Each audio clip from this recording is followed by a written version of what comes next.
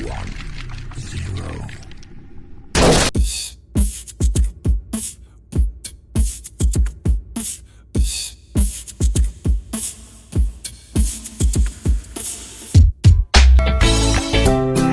Assalamualaikum warahmatullahi wabarakatuh. Selamat pagi, apa kabar ayah bunda dan anak-anak semuanya? Semoga senantiasa dalam keadaan sehat selalu ya.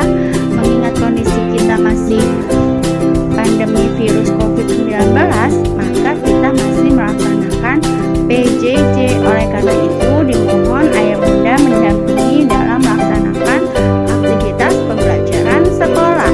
Dan jangan lupa cuci tangan di air yang mengalir. Nah, sebelum itu kita beres-beres dulu ya, lalu mempersiapkan buku pelajarannya. Yuk kita mulai yuk. Bismillahirrahmanirrahim.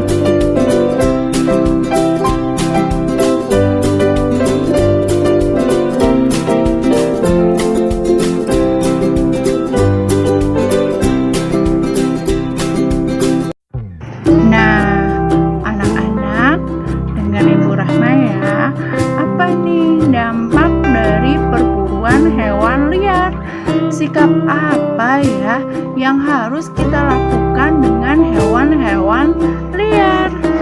Nah, dampaknya ada 3 nih anak-anak. Yang pertama, kepunahan hewan. Yang kedua, keseimbangan alam yang terganggu. Lalu yang ketiga, rusaknya lingkungan.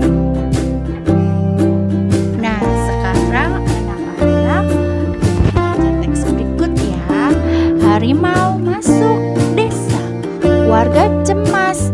Beberapa minggu belakangan ini, warga desa Badung hidup dalam kecemasan. Hal ini terjadi karena beberapa kali terlihat beberapa ekor harimau masuk ke area permukiman warga. Desa Badung memang terletak tak jauh dari hutan. Harimau-harimau tersebut nih memang belum mengganggu mereka, tapi warga ketakutan dan mereka hanya berkeliaran seperti sedang mencari makan. Warga desa Badung berupaya mengamankan ternak peliharaan mereka. Ketika malam tiba, warga pun bergantian nih anak-anak melakukan ronda untuk menjaga agar harimau tersebut tidak mengganggu. Nah, sesungguhnya apa ya yang terjadi pada warga sudah lebih dahulu dirasakan oleh harimau-harimau penghuni hutan tersebut. Warga memang sering masuk ke hutan dan melakukan penebangan hutan untuk memperluas ladang kopi mereka. Tentu saja hal ini mengakibatkan habitat hewan hutan semakin sempit. Nah, hak hidup hewan yang menghuni hutan terganggu. Pohon-pohon pun yang menjadi sumber makanan hewan dirusak. Akibatnya, hewan-hewan kecil tersebut mencari makan di tempat yang lain. Nah, terus ya anak-anak, hewan besar seperti harimau yang memangsa hewan kecil pun kehilangan haknya untuk mencari makan di habitatnya sendiri. Naluri untuk meneruskan kehidupanlah yang membuat harimau-harimau tersebut kemudian mencari makan ke tempat lain. Itulah sebabnya harimau pun masuk ke desa Badung. Jika demikian, apakah harimau yang mengganggu hak hidup warga desa Badung atau justru warga desa Badung yang mengganggu hak hidup harimau di hutan? Nah, ini pertanyaan yang bagus ya anak-anak ya. Lalu manusia dikaruniai akal, budi pekerti, dan kebijaksanaan. Sudah seharusnya manusialah yang memahami kewajiban untuk menjaga hak hidup makhluk lain di sekitarnya, termasuk harimau. Yang sudah pernah Bu Rahma jelaskan tentang hak dan kewajiban manusia ya.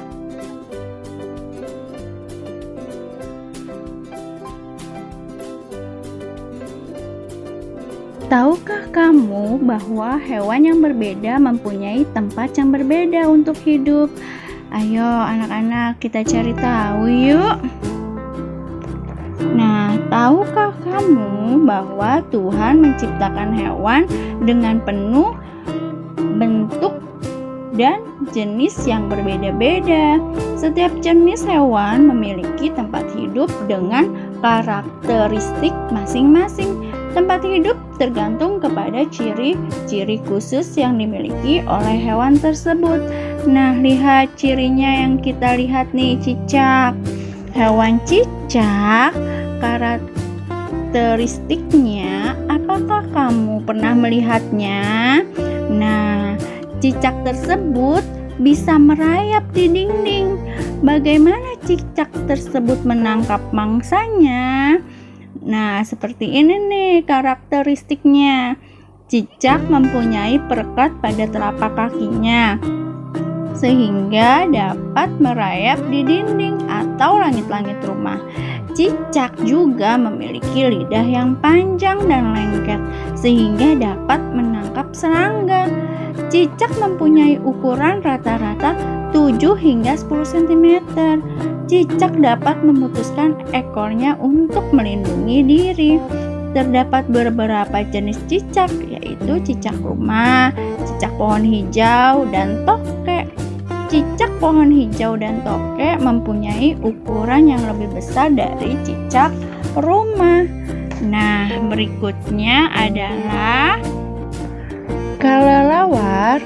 Kelelawar itu hidupnya di tempat yang gelap, seperti di atap rumah dan gua. Kelelawar mengeluarkan suara dengan frekuensi tinggi. Selain itu, kelelawar juga memiliki pendengaran yang baik dan peka menerima bunyi pantulan. Kelelawar mampu mendeteksi benda-benda di sekitar dengan bunyi pantulan tersebut.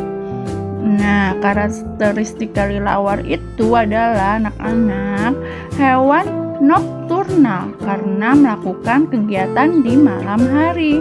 Ada 2 jenis kelelawar nih anak-anak, yaitu kelelawar pemakan buah dan kelelawar pemakan serangga. Nah, karakteristik bunglon. Nih, bunglon itu dapat mengubah warna kulitnya nih anak-anak sesuai dengan warna benda yang ada di sekitarnya. Misalnya, ketika berada di atas daun yang berwarna hijau, maka warnanya bisa berubah menjadi hijau. Ketika berada di batang pohon yang berwarna coklat, maka warnanya bisa berubah menjadi warna coklat.